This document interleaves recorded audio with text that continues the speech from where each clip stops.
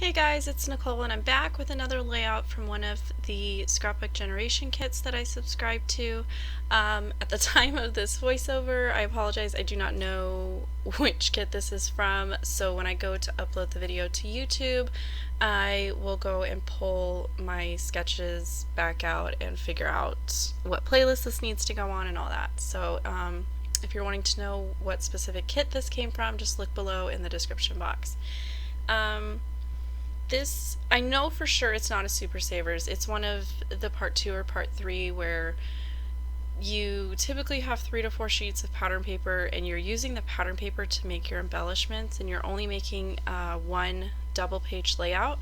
So as soon as I saw these papers, I was kind of hesitant, only because we don't live anywhere near the beach, we don't really vacation, so any sort of future trips I knew was not going to be in the works. So I was kind of scrolling through photos when I was matching up my layouts, and I had come across some photos from a trip to our local natural history museum here. And compared to other cities, our natural history museum is pretty small. It is pretty old. I wouldn't say it's exciting, but it's a nice day trip to kind of take the kids. And they, at the time that we went, they had this room, and I ended up having to look it up on my phone because I couldn't remember what it was called, but it was the Marine Life Gallery. And we only spent a couple minutes in this area because my son at the time, and he's still obsessed, but at the time he was sort of just getting into dinosaurs, and I had told him that the museum had dinosaurs, and he wanted to get in and out of this area as fast as he possibly could in order to go see the dinosaurs. So I, snapped a couple of pictures. My daughter was really into it, but it was kind of like, okay, come on, let's go to the next room and we'll come back. We go to the next room, and my son refuses to step foot into this giant room of, motorized dinosaurs, because the fact that they were moving, and then they had recorded like roars playing when you pushed a button, he was terrified.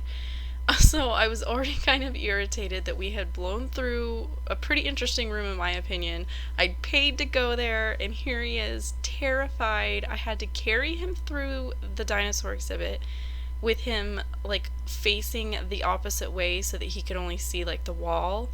And on the other side of the dinosaur exhibit, they sort of had this other area where the kids could kind of run around and they could dig in the sand, and there was a little submarine that they could climb in, and then they had some I can't think of what the real name is, but like Nemo fish.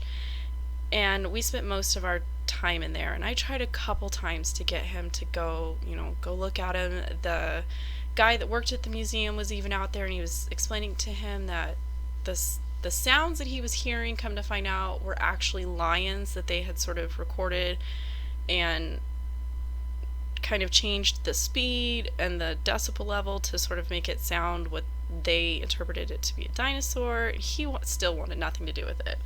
So of course now, he came in tonight and saw me editing this video, and he's like, "Did you take a picture of my whale?" And I said, "No."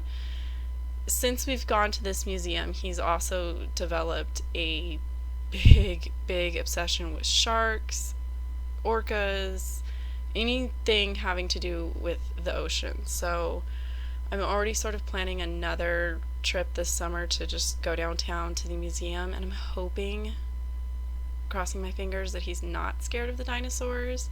He promised me that when he turns 5 that he's not going to be scared anymore, and I'm just, in the back of my mind, I'm like wanting to tell him, if I'm going to drive 45 minutes to go downtown where I don't like to go, I'm going to pay to get us in here, and you're going to be scared, I'm going to be a little upset. And of course his sister has absolutely no fear. She would run up and she would push the button to make the Triceratops roar, and she would roar right back at it and just like die hysterical. And he wanted nothing to do with it. So it was just, I don't know, it was kind of frustrating. But anyways, these layouts are pretty simple to put together. I did kind of goof when I was assembling the photo collage on the left. I didn't realize that that blue paper was supposed to span the gap of the 2 pages, and I didn't want to rip up all of my photos. So I just put it all the way to the left after my photos, just to kind of finish off that squared edge. And then they had given us like a star shape that was printed like on a computer paper that you just cut out and use as a template. Pretty sure I did this layout during like week 2 of the speed scrap challenge, so I was just kind of struggling to get through it at this point. So I decided that I was too lazy to cut out those stars by hand, and so I just grabbed this set of stars from Lawn Fawn. I think they're called puffy stars. They're not like super pointed, but it was the only one I had, so I just grabbed that one and I just counted how many I needed and ran them through my Big Shot just because I was being too lazy to cut them out. Even the little like circle elements that they wanted us to cut out, I just grabbed some circle punches and cut them out that way. It was just easier.